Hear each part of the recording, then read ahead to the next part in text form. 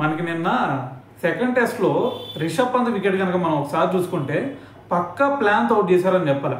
ఎందుకంటే మనకి తెలిసిందే కదా, ఆల్రెడీ T20 అవని, ODI అవని, టెస్ట్ అవని ఏదైనా సరే రిషబ్ పంత్ కింద కాడు గాల్లోకి లేపుతాడు బాల్ని.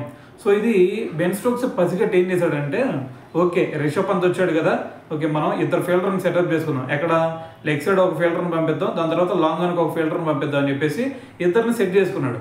సో దాని తర్వాత ఏం చేశాడు, స్పిన్నర్ని తీసుకొచ్చాడు. స్పిన్నర్ని తీసుకొచ్చి షోయబ్ బషీర్ని నువ్వు ఒకటే చెయ్యి, నువ్వు కొంచెం టెంప్ట్ అయ్యే బాల్ కనుక వేసావంటే నువ్వు ఓవర్లో మొత్తం బాల్ టెంప్ట్ అయ్యే వేసేయి, వాటిలో ఒక్కటైనా సరే టెంప్ట్ అవుతాడు, ముందుకొచ్చి షాట్ కొడతాడు, దొరికితే మనకి లెగ్ సైడ్లో ఒక ఫీల్డర్ని పెట్టాను, లేదంటే లాంగ్ ఆన్లో ఒక ఫీల్డర్ పెట్టాను. సో ఈ రెండు చోట్ల ఖచ్చితంగా రిషబ్ పంత్ కొడతాడు. సో కాబట్టి నువ్వు టెంప్టింగ్ అయ్యే బాల్ వెయ్యి అని చెప్పేసి షోయబ్ బషీర్కి చెప్పాడు.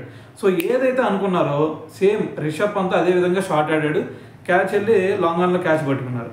సో ఈ విధంగా అంటే ఒక ప్రెడిక్ట్ చేసి మరీ తను అవుట్ చేశారంటే అర్థం చేసుకోండి ఎంత ప్రెడిక్టబుల్గా బ్యాటింగ్ ఆడుతున్నాడు రిషబ్ పంత్. సో ఇదే కనుక కంటిన్యూ అయిందంటే ఖచ్చితంగా రాబోయే మ్యాచ్లో, మొన్న 2 సెంచరీలు కొట్టాడు, అది పక్కన పెడితే రాబోయే మ్యాచ్లో మరి అతన్ని ఈజీగా అవుట్ చేసే ఛాన్స్ కూడా కనిపిస్తుంది.